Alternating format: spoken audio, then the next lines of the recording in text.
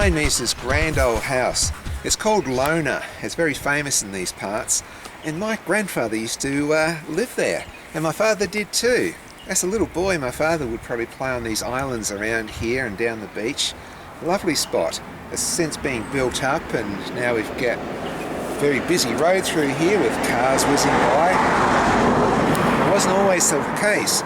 But this is the last place I would expect to tell you a Thylacine story, but there is a Thylacine story connected to this place here.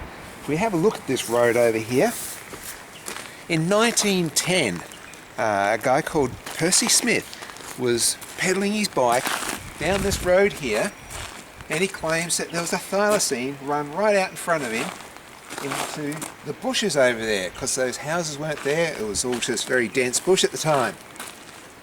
Now, when he told this story, people laughed at him. They scoffed. They said, look, you're obviously, in the moonlight you've seen a little dog and you've blown it up in your mind this is a great big marsupial tiger.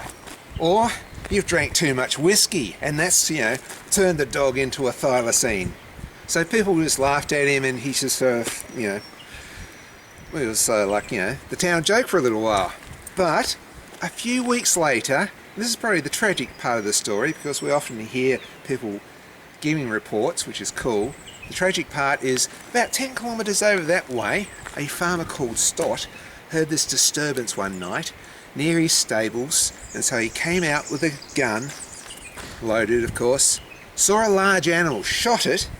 It turned out to be a Thylacine. So Percy Smith was right, there were Thylacines in this area. Now what happened to this poor animal? Well, of course it was scun. Mr. Stott kept the pelt, and this was just before World War One.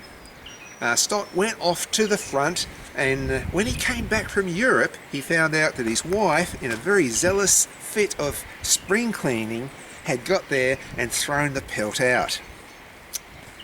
So, ladies, if you're going to clean up after your hubbies, just be careful what you pelt out, because you could be throwing away a treasure. Anyway, that was the story around this place. Let's move on and find some more interesting Thylacine stories. Come on.